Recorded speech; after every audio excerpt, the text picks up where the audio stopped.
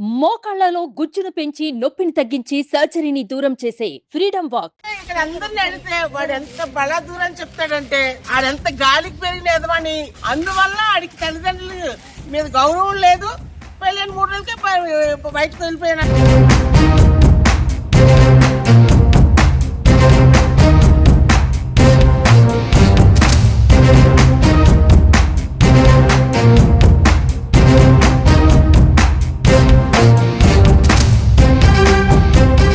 నక్షత్ర పెందుర్తిలో ఉన్నటువంటి సుజాత నగర్ లో ఉన్న అత్తింటికి చేరుకుంది. నిన్నటి నుంచి కూడా తన భర్తను మీడియా పోలీసుల ముఖంగానే రెడ్ హ్యాండెడ్ గా పట్టుకున్నటువంటి ఆమె తను ఒక బాధితురాల్ని. ఎందుకంటే తన భర్త చేస్తున్న వ్యవహారాలన్నీ కూడా మీడియా ముందు వెల్లబుచ్చుకుంది. పోలీస్ స్టేషన్ లో కూడా కంప్లైంట్ ఇవ్వడం జరిగింది. అయితే నిన్న అక్కడి నుంచే ఏదైతే నిన్న లొకేషన్ నుంచే అత్తయ్యకి కూడా కాల్ చేసి, అత్త మీ సపోర్ట్ నాకు కావాలి, నేను ఎలాంటి దాన్నో మీకు తెలుసు, ఈరోజు మీ అబ్బాయి తేజ చాలా చెప్పడానికి కూడా అసహ్యంగా ఉన్నటువంటి పరిస్థితుల్లో ఉన్నాడు, నన్ను ఏం చేయమంటారు అని ఆమె తన అత్తతో ఫోన్ కాల్లో మాట్లాడినప్పుడు, ఖచ్చితంగా నువ్వు చాలా మంచిదానివమ్మా, వాడు అలా చేస్తాడు అని అనుకోలేదు, లగ్జరీ లైఫ్కి అలవాటు పడి చెడు మార్గంలో వెళ్తున్నాడు, నేను మీకు సపోర్ట్గా ఉంటాను అని కూడా ఆమె చెప్పడం జరిగింది. ఈరోజు ఉదయం 7 గంటలకే తను తన అత్త మామను కలిసేందుకు వచ్చింది నక్షత్ర.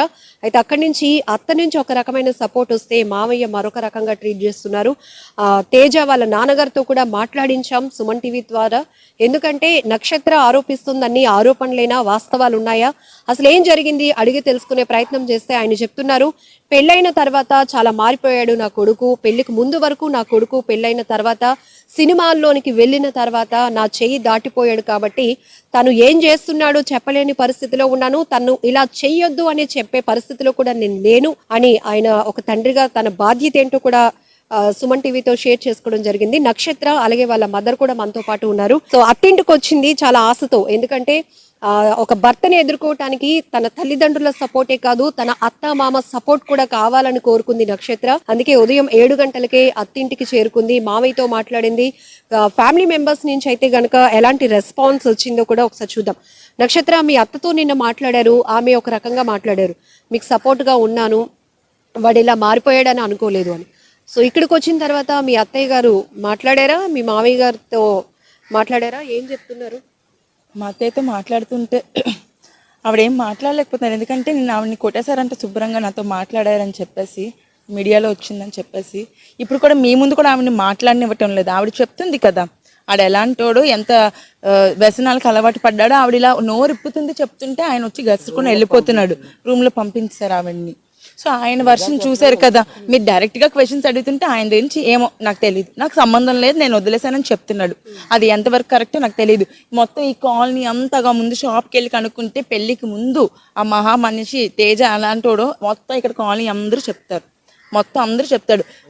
సిగరెట్ ఏంటి, తాగుడేంటి, తిరగడాలేంటి అమ్మాయిలతోని, ఒక్క హ్యాబిట్ కాడి మొత్తం ఈ కాలనీ అంతా చెప్తుంది. ఒకసారి పిలిచి అడగండి. ఇప్పుడు మీ భర్త ఉంటున్న అమ్మాయి వంశీ ధర్మజ్ఞతో మీరు ఎప్పుడైనా మాట్లాడారా? మీ బాధ కోసం లేకపోతే మీ బాండింగ్ కోసం చెప్పే ప్రయత్నం చేశారా? చాలా ఒక 3-4 టైమ్స్ చెప్పున్నాను తనతోని, ఇట్లా నాకు మ్యారేజ్ అయిందని నీకు తెలుసు అంటే తెలుసు, పాప ఉంది అన్నీ తెలుసు, అయినా నువ్వు ఎక్స్ పార్టీ అయిపోయావు ఎప్పుడో, మీరు ఎప్పుడైతే కేసులు వేసుకున్నారో అన్నీ ఇంకొదిలే, ఇప్పుడు నా మొగుడు నాకు సొంతం. నిన్న ఇక్కడికి వెళ్ళారు, వాళ్ళిద్దరూ ఉంటుండగానే మీడియాకి లేకపోతే పోలీసులకి వాళ్ళ వ్యవహారం చూపించే ప్రయత్నం మీరు చేశారు. నిన్న అమ్మాయి బయటకు వచ్చిన తర్వాత కూడా స్టేషన్ కి రండి 2 పార్టీస్ అని కూడా చెప్పారు కదా, నిన్న మీరు స్టేషన్ కి వెళ్ళారా, అమ్మాయితో అక్కడ కూడా మాట్లాడారా పోలీసుల సమక్షంలో? నేను స్టేషన్కి వెళ్ళానండి, 3 టౌన్ పోలీస్ స్టేషన్కి వెళ్ళాను, కానీ ఆ అమ్మాయి రాలేదు. ఆ అమ్మాయిని తీసుకెళ్ళింది ఒక కానిస్టేబుల్, హెడ్ కానిస్టేబుల్ పట్టుకెళ్లారు. మరి పట్టుకెళ్ళిన తర్వాత అమ్మాయి స్టేషన్కి కదా రావాల్సింది. ఇప్పుడు అమ్మాయి కాదు అబ్బాయి రావాలి కదా. ఇద్దరిని స్టేషన్కి పట్టుకెళ్ళినప్పుడు ఇద్దరు స్టేషన్కి రాకుండా మధ్యలో ఎస్కేప్ అయిపోయారు. అంటే నేను మీకు చెప్పాను కదా, అంతే, వాళ్ళకి పొలిటికల్ బ్యాక్గ్రౌండ్ ఉందంట. సో వాళ్ళు ఏమైనా చేయగలరు, ఎంతటి ఇన్ఫ్లుయెన్స్ చేసైనా వాళ్ళు తప్పించుకోగలరు. సో ఇక్కడ నేనే పోరాడాలి, అంతే, నేనే ఇటు అటు తిరిగి వీళ్ళని వాళ్ళని బతంలాడుకోవాలి. మీడియా సపోర్ట్ లేకపోతే నాకు ఎటువంటి సపోర్ట్ కూడా లేదు. నిన్న 3 టౌన్ లో ఏమైనా కేసు ఫైల్ చేశారా? కంప్లైంట్ రాసిమ్మన్నారు, తర్వాత వాళ్ళని పిలిపించి మాట్లాడుతారు. మరి మీరు క్వశ్చన్ చేయలేదా? నిన్న అక్కడికి వచ్చారు, ఒక సార్లు అడిగాను మేడం, నేను అక్కడ కానిస్టేబుల్స్ ని ఎస్ఐని అందరినీ అడుగుతున్నాను, వచ్చినమ్మ ఏదండి, తను అంతకన్నా మాకన్నా ముందు స్టార్ట్ అయింది కదా, తను రాలేదు ఎందుకంటే నాకు తెలియదమ్మా, కేసు అయితే వచ్చింది కానీ అమ్మాయి ఎక్కడుందో మాకు తెలియదు అంటున్నారు. ఎక్కడుందో తెలీదు అంటే వాట్ డస్ ఇట్ మీన్? నాకు అర్థం కాలేదు అసలు. అంటే ఎలాగ తీసుకోండి అంటే పోలీసే మాయం చేసి ఉంటారు వాళ్ళిద్దరు. నక్షత్ర, మీ మామయ్య చెప్తున్నారు మా అబ్బాయే కానీ తను నా కంట్రోల్లో లేడు, అవుట్ ఆఫ్ కంట్రోల్. ఎందుకంటే కోడలు కొడుకు ఇద్దరు కూడా పెళ్ళయిన తర్వాత ఒక 3 రోజులు మాత్రమే మాతో పాటు ఉన్నారు. తర్వాత వాళ్ళ ఇండివిజువల్ లైఫ్ చూసుకున్నారు కాబట్టి ఇంకా వాళ్ళ లైఫ్ వాళ్ళదే అని వదిలేసాము. కాబట్టి వాళ్ళ మీద ఎలాంటి గ్రిప్పు లేదు, వాళ్ళ కోసం ఎలాంటి ఇన్ఫర్మేషన్ కూడా లేదు అని చెప్తున్నారు. మీ మామయ్య మాటల్ని నువ్వు ఎలా ఒక ఎగ్జాంపుల్ చెప్తానండి. పెళ్లి చేసుకుంటారు, ఫారిన్ వెళ్ళిపోవాల్సి ఉంటుంది వైఫ్ అండ్ హస్బెండ్. అప్పుడు ఇక్కడ ఇంట్లో ఉన్న ఇన్లాస్ వదిలేస్తారండి? మీరు చెప్పండి. ఫారిన్లో జాబులు చేస్తున్న వాళ్ళు ఇక్కడ అత్తమామలు వదిలేస్తారా? ఫారిన్లో ఉన్నారు, మీరు సస్తే సావండి, బతికితే బతకండి అని వదిలేస్తారా? ఇప్పుడు పెళ్ళయింది, ఆ అబ్బాయి ఇక్కడ ఉండలేను, మనం వేరేగా ఇండివిజువల్గా ఉండాలని నా కోరిక అని చెప్పి నన్ను వేరే ఇంట్లో పెట్టాడు. ఆ అబ్బాయికి ఇక్కడ భయం లేక ఆ మాట అడిగి నన్ను చెప్పి తీసుకెళ్ళిపోయాడు. పెళ్ళైన కొత్తలో నేనేం మాట్లాడతానండి? ఉండమంటే ఉంటాను, వెళ్ళిపోదామంటే వెళ్ళిపోతాను. భర్త ఏం చెప్తే అది చేస్తాము. తను అదే అన్నాడు వెళ్ళిపోదామని. మరి నేను పట్టించుకోలేదు అంటే అడిగే బాధ్యత వాళ్ళ తండ్రికి ఉంటది కదా. ఎవడరా మీరు వెళ్ళిపోవడానికి, మీరు ఇక్కడే ఉండండి అంటే ఉంటాం కదా. వాళ్ళ బాండింగ్ అది. వాళ్ళు తెలుసుకోవాలి. మీరు చాలా హోప్ తో వచ్చారు. నిన్న మీ అత్తయ్యతో మాట్లాడినాక తను నాకు చాలా సపోర్ట్ గా ఉంది, మా మావయ్య కూడా సపోర్ట్ చేస్తారని ఉదయం 7 గంటలకే ఇక్కడికి వచ్చారు. వాళ్ళ మాటలు చూస్తుంటే మీకు సపోర్ట్ గా ఉంటారనిపిస్తోందా? ఒకవేళ సపోర్ట్ లేకపోతే మీరు ఈ ఫైట్ ని ఎట్లా ముందుకు తీసుకెళ్తారు? నిన్న మా అత్తయ్య మాటలు విని నాకు చాలా సపోర్ట్ వస్తుందని నేను యాక్చువల్లీ చాలా ఫీల్ అయ్యాను. బట్ ఆవిడ ఎప్పుడైతే నేను మీడియాలో ఆవిడది కూడా టెలికాస్ట్ అయిందో ఆవిడని కూడా బాగా అబ్యూస్ చేశారంట లోన. మరి ఇంకా ఆవిడ కూడా బయటకు రాదని ఇంక అర్థమైపోయింది. మరి కొడుకు కదండి, కొడుకు పెద్ద టెర్రరిస్ట్ అయినా తల్లిదండ్రులు సమర్థిస్తారు అనడానికి మా మామయ్య గారు పెద్ద ఎగ్జాంపుల్. మా తండ్రి వెనకేసుకొస్తున్నాడు కదా. కొడుకు ఎదవైనా సరే అంతే.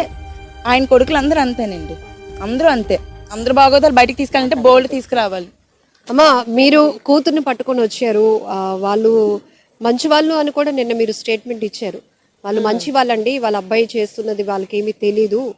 ఇప్పుడు నిన్నంతా తెలుసుకున్నారు కదండి, మీరు ఏం చెప్తారు అన్నా కూడా ఆయన నుంచి ఏం సమాధానం రావట్లేదు. ఇప్పుడు నిన్న 12 అవుతుంది, నిన్న మధ్యాహ్నం 12 గంటల్లోని వాళ్ళ ఆఫీస్ అని చెప్పుకునే రూమ్లోని వాళ్ళిద్దరూ చీకట్లో దొరికిపోయారు రెడ్ హ్యాండ్లుగాన.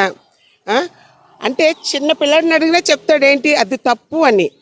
వాళ్ళు చేస్తుంది తప్పుడు పని కాబట్టి ఆ టైంలో వాళ్ళిద్దరు పడుకున్నారు, బెడ్ ఉంది, అన్నీ క్లియర్ కట్గా మీడియా వాళ్ళు ఉన్నారు, మీడియా తీసింది, పోలీసులు ఉన్నారు, అన్నీ చేశారు.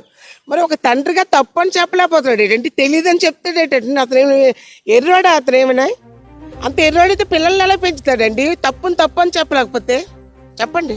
కట్నం నేను చేతులారా తీసుకోలేదు. ఒకవేళ వాళ్ళు బాగా ఉన్నవాళ్ళు కాబట్టి అల్లుడిని బాగా చూసుకోవాలి కాబట్టి ఇస్తే ఇచ్చి ఉండొచ్చు కాక అంటున్నారు ఆయన. ఇప్పుడు కట్నం ఉంది అతని చేతిలో పెట్టాం కదండి, మధ్యవర్తుల చేతిలో పెడతాం. నేను తీసుకోలేదు అంటాడు. ఆడపడుచు కట్నాలు ఆడపడుచు చేతిలో పెడతాం, అది నేను ముట్టుకోలేదు అంటాడు. అంత తెలుగుగా మాట్లాడిన మేమేం మాట్లాడతామండి? మీరు ఇవ్వలేదు అని కూడా ఆయన స్టేట్మెంట్ ఇవ్వలేకపోతున్నారు. ఇస్తే ఇచ్చి ఉండొచ్చు, వాళ్ళకి బాగా ఉంది, కూతురుకి బాగా చూసుకుంటాడు అని కొడుకు ఇచ్చి అల్లుడికి ఇచ్చి ఉండొచ్చు. ఇప్పుడు కట్నం తీసుకోవడం అనేది మామూలుగా నేరం అండి. డైరెక్ట్గా నేను తీసుకున్నాను తండ్రి చెప్పడండి, తీసుకున్నాను కూడా చెప్పరు. తీసుకున్నానని ఎలా చెప్తాడండి? అది ఎవరు మీరు అడిగినా చెప్పరు. తేజ వాళ్ళ ఇంటికి వచ్చాం. ఇక్కడైతే నాకు ఒక విచిత్రమైన పరిస్థితి కనిపించింది. ఫస్ట్ వాళ్ళ మదర్ చెప్పే ప్రయత్నం చేస్తున్నారు. ఏంటంటే సినిమాల్లోనికి వెళ్ళిన తర్వాత చాలా చేంజెస్ కనిపించాయమ్మా, లగ్జరీ లైఫ్కి అలవాటు పడ్డాడు, తర్వాత ఇలాంటి రకాలైన హ్యాబిట్స్కి అలవాటు అవ్వడం అని ఆమె చెప్తుంటుంటేనే ఆమె చెప్పడానికి కన్సర్న్ పర్సన్ కాదు, షీ స్టెప్ మదర్ అని అతను చెప్తున్నాడు. సో అట్లా నేను కూడా ఖండించాను. ఒక తల్లి లాంటి తల్లిని మీరు ఎట్లా చెప్తారండి అని నేను చెప్పినప్పుడు కూడా నా కొడుకు కోసం నాకు తెలిసింది నేను చెప్తాను అంటూ ఆయన సుమన్ టీవీతో కొన్ని మాటలు షేర్ చేసుకున్నారు. పెళ్ళి అవ్వకముందు వరకు తను నా కంట్రోల్లో ఉన్నాడు. పెళ్ళి అవ్వకముందు కన్నా సినిమాల్లోనికి వెళ్ళకముందు, సినిమా అంటే నా కొడుక్కి చాలా ప్యాషన్. నాకు 4 పిల్లలు, అందులో 2వ వాడు తేజ. తనకి సినిమాలంటే చాలా ఇష్టం, ప్యాషన్. కానీ మేము వద్దన్నాం. అయినప్పటికీ మిడిల్ క్లాస్ ఫ్యామిలీ మాది, అయినప్పటికీ కూడా తను ఇంట్రెస్ట్గా వెళ్ళాడు. అలా సినిమా ఆడిషన్లోనే వీళ్ళిద్దరికి, నక్షత్రకి తనకి పరిచయం ఏర్పడింది. పెళ్లి కూడా చేస్తాం చాలా గ్రాండ్గా. ఉన్నంతలో వాళ్ళు కూడా నక్షత్ర వాళ్ళ ఫ్యామిలీ కూడా హై ప్రొఫైల్ కాబట్టి బాగా చూసుకోవాలి అల్లుండని ఇస్తే ప్రాపర్టీస్ ఇచ్చి ఉండొచ్చు అని కూడా ఆయన చెప్తున్నారు. రెండోది ఏంటంటే ఒక తండ్రిగా మీ బాధ్యత ఏంటి అని మనం క్వశ్చన్ చేసినప్పుడు ఆయన చెప్తున్న సమాధానం ఒకటే, నా దగ్గర ఉంటే నా కంట్రోల్లో ఉంటే నేను వాళ్ళ కోసం ఏదైనా చెప్పగలను, కొడుకు కోసం కోడల కోసం. వాళ్ళు ఎప్పుడైతే గడప దాటి బయటకు వెళ్ళిపోయారో వాళ్ళు ఏం చేస్తున్నారో కూడా తెలీదు. ఇక్కడ సుజాత నగర్లో ఉంటున్న ఇంటికి మా అబ్బాయి వచ్చి కూడా, చిన్న ముసలివాడలో ఉంటున్న ఇంటికి మా అబ్బాయి వచ్చి కూడా దాదాపు 4-5 సంవత్సరాలు అవుతోంది. ఫోన్లో మాత్రం టచ్లో ఉంటాం, కానీ ఫోన్లో కూడా వాళ్ళ పర్సనల్ విషయాలు ఏవి చెప్పడు. మరి మనవరాలు పరిస్థితి ఏంటని అడిగినప్పుడు తల్లిదండ్రులుగా వాళ్ళ బాధ్యతే, ఈ వయసులో మేమేం చెప్పగలుగుతాం, మేమేం బాధ్యత తీసుకోగలుగుతాం, ఈ విషయంలో ఎలాంటి జడ్జ్మెంట్ ఇవ్వడానికి కూడా మేము రెడీగా లేము అనేది ఆయన వెర్షన్ చెప్తున్నారు. సో ఇమీడియట్గా నక్షత్ర వాళ్ళ మదర్ కూడా వారించే ప్రయత్నం చేశారు. ఒక తండ్రిగా బాధ్యత తీసుకోవాల్సింది పోయి మీరు నాకేం తెలియదు అని తప్పించుకునే ప్రయత్నం ఎలా చేస్తారు అని కూడా అతను చెప్తున్నారు. మీరేమంటారు? ఇప్పుడు ఒక తల్లిగా కూతురు కాపురం ఇలా అయిందని నిన్నటి నుంచి తిరుగుతున్నారు, కేసులని దిశలో కూడా కంప్లైంట్ ఇచ్చి ఉన్నారు, నిన్న 3 టౌన్లో కూడా కంప్లైంట్ ఫైల్ అయింది. ఇప్పుడు అతని మాటల్ని మీరు ఎలా చూస్తున్నారు? ఇప్పుడు నక్షత్ర పరిస్థితి ఏంటమ్మా? అదండి, అతను ఒక తండ్రిగానే ఒక కొడుకు కాబట్టి బలాదూరుగా వదిలేశాను, పెళ్ళైన తర్వాత వదిలేసాను. ఒక తండ్రి అనే మాటలు కాదండి అవి. ఇక్కడ నా కొడుకు నా కంట్రోల్లో లేడు అనడానికి ఏం లేదండి. వాళ్ళందరూ కొడుకుల కంట్రోల్లో ఉంటాడండి తండ్రి. అతను డబ్బు ఉంటే చాలు, కొడుకు అక్కడికి వెళ్ళిపోయి తెచ్చినా ఇస్తే చాలు అతనికి డబ్బులు. అప్పుడప్పుడు మా దగ్గర తీసుకున్న డబ్బులే ఇతను ఇవ్వలేదు. బ్యాంక్ స్లిప్పులు కూడా ఉన్నాయి ఇతనికి డబ్బులు వేసినవి, ఆ డబ్బులే మాకు ఇవ్వలేదు. ఇంకా కొడుకు కోసం ఏం కంట్రోల్లో పెడతారండి ఇతను. అప్పుడు అతను ఫోన్లో మాట్లాడినవి వేరేగా ఉన్నాయండి. ఎదవులు పుట్టారమ్మా, నాకు ఎదవులు పుట్టారు, నేను ఏం చేయగలనమ్మా అని మాకు బ్రతిమాలుకున్నారు అతను. ఇప్పుడు వచ్చి అంత ఇదిగా ఒక రూమ్లోని ఒక అమ్మాయితో కొడుకు దొరికిపోతే నాకేమీ తెలియదు అనే తండ్రిని ఇతన్నే చూస్తున్నానండి నేను. చిన్న పిల్లల్ని అడిగినే వాళ్ళు ఏదో బ్యాడ్ పని చేస్తున్నారు, అందుకే డోర్ వేసుకొని ఉన్నారు. మధ్యాహ్నం 12 గంటలకి ఒక ఆఫీస్ రూమ్ అని చెప్తున్నాడు ఆ ఎదవ. కొడుకు అనేవాడు బలాదురుగా వదిలేస్తే తండ్రిని అంటారండి. నక్షత్ర ఏం చేయబోతున్నారు? ఇంకా దీనికి సంబంధించి పోలీసులు అప్రోచ్ అవుతున్నారు కదా. మేడం ఒక్క విషయం మేడం, సుప్రీంకోర్టు అడల్టరీ లీగల్ అని చెప్పింది కదా, ఇది ఒక్క పాయింట్ ప్లీజ్ వేయండి. ఇది ఒక్కటి, అడల్టరీ లీగల్ అని చెప్పారు, మరి ఇది కట్టిన దానికి వాల్యూ ఏంటండి? అడల్టరీ లీగల్ అయినప్పుడు పెద్దవాళ్ళ తల్లిదండ్రుల మధ్య బంధుమిత్రుల మధ్య కట్టిన తాళికి ఏంటి వాల్యూ ఉంది? దీనికో వాల్యూ ఉండాలి కదా. అడల్టరీ లీగల్ అన్నప్పుడు దీనికి వాల్యూ ఉండకూడదు. ఎవరికి నచ్చినట్టు వాడు తిరగమని చెప్పాలి. అడల్టరీ లీగల్ అవ్వడం వల్లే ఇలాంటి నీచులు రోజుకొకరు తయారయ్యి, రోజుకొక కామాంధుల కింద తయారయ్యి, రోజుకొక దాన్ని ఉంచుకొని డైరెక్ట్గా మీడియాకి స్టేట్మెంట్ ఇచ్చాడు కదా మా హస్బెండ్, షీజ్ మై వైఫ్ అని ఇంకొక దాన్ని చూపిస్తున్నాడు మీడియా ముందు, పళ్ళ ముందు చెప్తున్నాడు ఆ మాట. జస్ట్ బికాస్ ఆఫ్ సుప్రీంకోర్టు తీర్పు ఇవ్వడం వల్లే. అది నేను స్ట్రాంగ్గా నమ్ముతాను. అది లేనప్పుడు దీనికి వాల్యూ ఇవ్వకూడదు. ఇది ఎందుకండి? అప్పుడు హిందూ ధర్మాన్ని ఎందుకు అంత వాల్యూ ఇవ్వడం ఎందుకు? పెళ్లిళ్ళు చేసుకోవడం ఎందుకు? ఈ తాళికే కదా వాల్యూ ఉంది. ఓహో, పెళ్ళి అయితేనే నేరం అమ్మా, లివింగ్ లో ఉంటే నేరం కాదంటున్నారు. మరి పెళ్లి తర్వాత అయ్యింది కార్యక్రమం కదా లివింగ్ అంటే, మరి ఆ కార్యక్రమం ముందు కానిస్తే తప్పు కాదా మేడం? సుప్రీంకోర్టు ఇచ్చిన తీర్పు అది ఏ రకంగా ఇచ్చింది మేడం? చెడిపోమని ఇచ్చిందా? పెళ్లి చేసుకుంటారండి ఎవరైనా? కాదండి, ఒక్కటే అడుగుతున్నాను, మొత్తం ప్రపంచానికి దీనికి వాల్యూ ఏంటి? దీనికి వాల్యూ చెప్పమనండి. ఏ సుప్రీం కోర్టు కదా, ఏ కోర్టు అయినా దీనికి వాల్యూ చెప్పమనండి. నాకు కట్టింది మా హస్బెండే కదా, మొత్తం సొసైటీ ముందు కట్టింది తాలే కదా, దీనికి వాల్యూ ఏంటి? అడల్టరీ లీగల్ అయినప్పుడు దీనికి వాల్యూ చెప్పమనండి. తండ్రికి తెలియదని చెప్తున్నాడు. నక్షత్ర, నిన్న ఒక్కసారిగా మీరు కంట్రోల్ తప్పారా? అక్కడ ఉన్న పరిస్థితులు ఎందుకు మీరు చేసుకోవాల్సి వచ్చింది? మళ్ళీ మీ మెడ పట్టుకొని మీ భర్త బయటకు ఎందుకు తోసేశాడు? నిన్న మీరు లోపలికి వెళ్ళినప్పుడు ఎలాంటి పరిస్థితిలో మీరు కంట్రోల్ తప్పాల్సిన పరిస్థితి? మేడం, ఒక ఆడది, ఒక భార్య స్థానంలో ఉన్న నేను నా భర్తను ఇంకొక దాని పక్కన పడుకోవడం చూశాను మేడం. మధ్యాహ్నం 12 అయినా కళ్ళు కూడా తెరుచుకోలేకపోతున్నాను నేను వెళ్ళినంత వరకు. అంత గాఢ నిద్రలోని ఒంటి మీద బట్టలు కూడా సరిగ్గా లేవు ఇద్దరికిని. అలాంటి స్థితిలో చూసి నేను ఏమైపోవాలి మేడం? నేను కట్టుకున్న భార్యను మేడం, నా భర్తను ఇంకొక స్త్రీతో చూసి నేను ఎలా కంట్రోల్ తప్పకుండా ఉంటాను మేడం? నేనే కాదు మేడం, ఏ భార్య అయినా ఆ స్థితిలో అంతకన్నా కంట్రోల్ తప్పుంటారు. నేను చేసిన పని కూడా అదే. దయచేసి ప్లీజ్ ఇలాంటి ఆడవాళ్ళు ఎంతో మంది మగ్గిపోతున్నారు మేడం, బయటికి రాలేక. రండి, వచ్చి అలాంటి వాళ్ళు పరువులు తీసి హ్యాపీగా బతకాలే కానీ మేడం ఇలా చేసిన వాళ్ళని ఎంకరేజ్ చేయకూడదు మేడం. ప్లీజ్ మేడం, సుప్రీంకోర్టు తన తీర్పును వెనక్కి తీసుకుంటే తప్ప జీవితాలు బాగుపడవు మేడం. లేదా నాలాంటి కేసులు రోజుకొకటి 100 పుట్టుకొస్తాయి. నక్షత్ర, కొంతమంది పబ్లిక్ నుంచి కూడా వస్తున్న ఒపీనియన్స్ చెప్తాను. భర్త కావాలి అనుకుంటున్నప్పుడు గుట్టుగా చేసుకోవాలి కానీ ఇలా వీధికి ఈడ్చడం ఏంటి, ఆమె ఇంటెన్షన్ ఏంటి అని రెండో రకంగా ప్రశ్నించే వాళ్ళు కూడా ఉన్నారు. కానీ మీరు చెప్తున్నారు చాలా భరించాను, చాలా ఇంకా నా వల్ల కాలేదు, నా కూతురు భవిష్యత్తు ఏంటని ఒక్క కోణంలో మాత్రమే అతన్ని నేను యాక్సెప్ట్ చేయడానికి ఉన్నాను.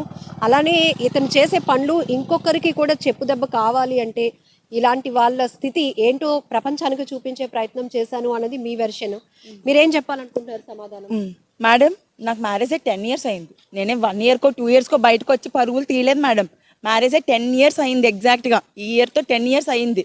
లాస్ట్ 3 yearsగా డిస్టర్బెన్సెస్ 10 సంవత్సరాలుగా భరిస్తున్నదాన్ని కదా మేడం. మొహాల మీద ఉమ్ములు వేస్తాడు మేడం మనిషిని ఇలా పట్టేసుకొని. అదొక సైకోయిజం. 3 సంవత్సరాల నుంచి డిస్టర్బెన్సెస్ వచ్చాయంటే నా మొగుడు 10 మందితో తిరుగుతున్నాడని తెలిసింది మేడం. అడిగే ప్రయత్నంలో తను పారిపోయాడు. నేను ఎక్కడుండాల్సిందని అక్కడే ఉన్నా, తను పారిపోయాడు. తను పారిపోతే అంటే ఇప్పుడు ప్రపంచానికి తెలియజేయకపోతే ఇలాంటి కామందులు ఇంకొక 100 మంది పుట్టుకొస్తారు కదా మేడం. నాలాంటి హస్బెండ్ ని వదిలేస్తే సుప్రీంకోర్టు ఇచ్చిన తీర్పు అడల్టరీ లీగల్ అని ప్రూవ్ అయితే రేపిస్టులు 100 మంది తయారవుతారు. రేపు ఆ రేపిస్టులు కూడా లీగల్ అని చెప్పండి. అడల్టరీ లీగల్ అన్నారు కదా, అది తీర్పు వెనక్కి తీసుకోకపోతే మేడం, అమ్మాయిలు ప్లీజ్, మీ వైఫ్లు ప్లీజ్ రండి, బయటికి రండి. ఇలాంటి పరిస్థితులు ఉంటే బయటకు వస్తే సుప్రీంకోర్టు తీర్పు వెనక్కి తీసుకునే అవకాశం ఉంటుంది. నక్షత్ర, కొన్ని సందర్భాల్లో తల్లిదండ్రుల సపోర్ట్ కూడా లేని బాధిత మహిళల్ని మేము చూస్తున్నాం. ఇప్పుడు మీకు సపోర్ట్ లేకపోతే మీరు మీ పాప పరిస్థితి ఎట్లా ఉంది? మేము సూసైడ్ చేసుకుంటాం మేడం. మాకు అంతకన్నా ఆప్షన్ లేదు. ఎందుకంటే తిండి పెట్టినోడే లేకపోతే ఆకలితో చచ్చిపోవాలి మేడం, ఆకలితో చచ్చిపోవాలి. ప్రత్యేకంగా మేము సూసైడ్లు చేసుకోక్కర్లేదు. ఎవరు చూడడానికి లేకపోతే ఆకలితో చచ్చిపోతాం అంతే. ఏముంటది మేడం, వీళ్ళు పో అంటారు, వాళ్ళు ఉండరు. అప్పుడు మా పరిస్థితి ఏంటి? నేను నా కూతురుతో తీసుకెళ్ళి ఎట్టని దూకియాలి, లేదంటే ఆకలితో చచ్చిపోవాలి అంతే. ఈ రెండే. మీడియా హెల్ప్ తప్ప నేను ఇంకెవరి హెల్ప్ నాకు చెయ్యరు కూడా మేడం. మీడియా తప్ప సుమన్ టీవీ ప్రత్యేకమైన ఫోకస్ తీసుకొని మొత్తం సేవ్ చేశారు మేడం. నిజంగా చెప్తున్నాను, నా లైఫ్ అని కాదు, ఎంతో మంది అమ్మాయిల లైఫ్ సేవ్ చేసింది సుమన్ టీవీ. ఇప్పుడు నా లైఫ్ కూడా సేవ్ చేస్తుంది మీరే. కాబట్టి నేను మీకే థ్యాంక్స్ చెప్తాను. నా లైఫ్ మరి ఇప్పుడు దీని తర్వాత నేను పోరాటం అయితే ఆపడు మేడం. ఎక్కడ నేను తగ్గేదైతే లేదు. నాకు న్యాయం జరిగేదాకా పోరాటం చేస్తాను. అంటే మీ భర్త నుంచి మీకు థ్రెట్ ఉంది అంటున్నారు. మరొక వైపు వాళ్ళిద్దరూ ఉన్న చోటుకి మీరు ధైర్యంగా వెళ్ళగలిగారు మీ మదర్ని తీసుకొని. ఒకవేళ నిన్న పోలీసులు మీడియా లేకుండా ఉంటే చంపేస్తాడు మేడం ఆన్ స్పాట్. ఎందుకంటే పెళ్ళైనప్పుడే ఇగోండి ఆ సెకండ్ హౌస్ లో ఉండేవాళ్ళం మేము. అక్కడే పెద్ద గొడవ అయిపోతే నన్ను గోడకేసి కొట్టేసి లెఫ్ట్ లో ఐ బ్లర్ చేసి ఇలాగా ఇగోండి ఇలాగా మొత్తం ఈడ్చుకొని వెళ్ళిపోతే ఇదంతా బ్యాక్ బ్లడ్ వచ్చేసి కడుపులో తన్నేసి ఇంటికి వచ్చి నేను స్లీపింగ్ పిల్స్ మింగేశాను. ఆ ఇంట్లో ఉండేవాళ్ళం అప్పుడు. అలా చేసిన మనిషి నేను మా అమ్మ వెళ్తే ఇద్దరిని అక్కడే పూడ్చిపడేస్తాడు. ఎవరి సాయం లేకుండా వెళ్ళిపోతే ఏం లేదు. జిమ్ బాడీ అంటే స్టెరాయిడ్స్ వేస్తాడు మేడం. స్టమక్ కి వేస్తాడు స్టెరాయిడ్స్. ఆట్రోపిన్ అని ఒక మెడిసిన్ స్టమక్ కి వేస్తాడు. ఆడు జిమ్ బాడీ పెరిగిపోవాలనో మరి ఇంకేం చెయ్యాలనో. ఆడు జిమ్ బాడీ అంటే ఆడు కొడితే ఎవడైనా చచ్చిపోతాడంట. మేము ఒకసారి డాక్టర్ తీసుకెళ్లి చూపించాం, మా హస్బెండ్ ఇలాంటిది వాడుతున్నాడంటే ఇమీడియట్ గా జైల్లో వేస్తారు ఇలాంటి డ్రగ్స్ తీసుకుంటే అన్నారు. అది కూడా మా ఇంట్లో ఉన్నాయి. ఆ బాక్స్ ఉంది, వాడు వాడే బాక్స్ ఉంది. వాడికి బ్లడ్ టెస్ట్ చేస్తే తెలిసిపోద్ది వాడి ఒంట్లో ఎంత డ్రగ్ ఉందనేది. ఇప్పుడు ఏం న్యాయం కోరుతున్నారు? ఎందుకు మీ పోరాటంలో ఏం మేడం, పోలీస్ స్టేషన్ కి వెళ్ళేటప్పుడు నేనే తప్ప వాళ్ళెవరు లేరు మేడం. మా హస్బెండ్ కానీ ఆ అమ్మాయి కానీ ఇద్దరు లేరు అక్కడ. వాళ్ళే ముందు స్టేషన్ కి వెళ్ళారు. అసలు ఏంటంటే కౌంటింగ్ టైం కదా, 2 రోజులు ఆగండి అమ్మా, కౌంటింగ్ టైం కదా, మా పక్కనే నాకు డ్యూటీ వేశారు. కౌంటింగ్ అది కరెక్టే కదా, కౌంటింగ్ టైం కమ్మా, అయితే 7వ తారీఖున రండి అప్పుడు మాట్లాడదాం అన్నారు. సిఎస్ చెప్పారండి, 3 టౌన్ స్టేషన్ నుంచి. ఆ సార్ బాగానే స్పందించారు, మాట్లాడారు. అయితే ఇది మాత్రం చెప్పారు, ఇప్పుడు కౌంటింగ్ టైం కాబట్టి కొద్దిగా బిజీగా ఉంటామమ్మా, మాకు డ్యూటీలు వేశారు, 7వ తారీఖున రండమ్మా అని అతని నెంబర్ కూడా ఇచ్చారు, అతని పర్సనల్ నెంబర్ కూడా ఇచ్చారు. నక్షత్ర, ఇప్పుడు ఈ ప్రస్తుతం ఉంటున్న వంశీ ధర్మజ్ఞతో పాటు ఇంతకు ముందు నుంచి కూడా మీ హస్బెండ్ కి చాలా మంది అమ్మాయిలతో కాంటాక్ట్స్ ఉన్నాయన్నారు. వాళ్ళలో ఎవరు బాధితులు ఉండి ఉంటారు అనుకుంటున్నారా? ఇప్పుడు మిమ్మల్ని చూసి ధైర్యంతో ఎవరైనా బయటకు వచ్చే వాళ్ళు ఉంటారంటారా? చూసి బయటకు వచ్చి ఆడపిల్ల తొందరగా రాలేరని అనుకుంటున్నాను మేడం. తొందరగా రాలేరని నేను అనుకుంటున్నాను. కానీ ఆ వాయిస్ రికార్డ్స్ ఉన్నాయి మేడం. ఇప్పుడు సబ్మిట్ చేయమంటే మా మావయ్య గారు నాకు సపోర్ట్గా మాట్లాడిన రికార్డ్ ఉంది. రీసెంట్గా నాతో మాట్లాడారు. ఏం మాట్లాడారు? ఇలాంటి ఎదవాళ్ళందరూ నా కడుపునే పుడతారమ్మా, నీకెందుకు, మేము ఉన్నాం కదా, ఇప్పుడు నేను చూసుకోను అంటున్నాడు మిమ్మల్ని. నేను ఉన్నాను కదా, మీకెందుకు భయం, నీ పిల్లకి ఏంటి భయం, మేము ఉన్నాం, మేము చూసుకుంటాం. ఆడో పెద్ద ఎదవమ్మా, ఆడు ఎవడి మాట వెండు, తండ్రి మాటే వెండు, ఆడు ఎవడి మాట వెండు, ఆడు ఒక పెద్ద ఎదవ అని చెప్పిన స్టేట్మెంట్, నా మామగారు ఇచ్చిన స్టేట్మెంట్ ఉంది. అది వినిపించమంటే వినిపిస్తాను. ఈ అబ్బాయి అమ్మాయిల గురించి ఏమేమి మాట్లాడో వినిపిస్తాను. అవతల అమ్మాయిలు ఈ అబ్బాయి గురించి ఏం మాట్లాడారో వినిపిస్తాను. అన్ని రికార్డ్స్ నా దగ్గర ఉన్నాయి. కావాల్సింటే నేను మీకు అమ్మాయిలు అంటున్నారు, ఎవరు వాళ్ళు? కూడా పబ్జీ గేమ్ లో ఆడి, పబ్జీలో ఆడి అందులో ట్రాప్ అయిన అమ్మాయిలు. డబ్బులు డిమాండ్ చేస్తాడా? అది మనకి తెలియదు మేడం. వీడికి ఎక్కువ సెక్షువల్ హెరాస్మెంట్ ఎక్కువ అందరికీ. దానికి ఓకేను ఇలాగే చెప్తాడండి. రికార్డ్ ఏం అది పిలిచింది నన్ను, నేను పెళ్ళైనోడిని కదా, నేను సేఫ్ గా బయటపడను, రోడ్ల మీద తిరగను అంతే. సేఫ్ గా రూమ్ లో పెళ్ళైనోడిని, నాతో రిస్క్ ఉండదు. మీరంటే పోరంబోకులు రా, నేనైతే పెళ్ళైనోడిని, నేను మీలా రోడ్ల మీద ఉన్న రూములకే వెళ్ళిపోతానని చెప్పిన రికార్డ్ నా దగ్గర ఉందండి.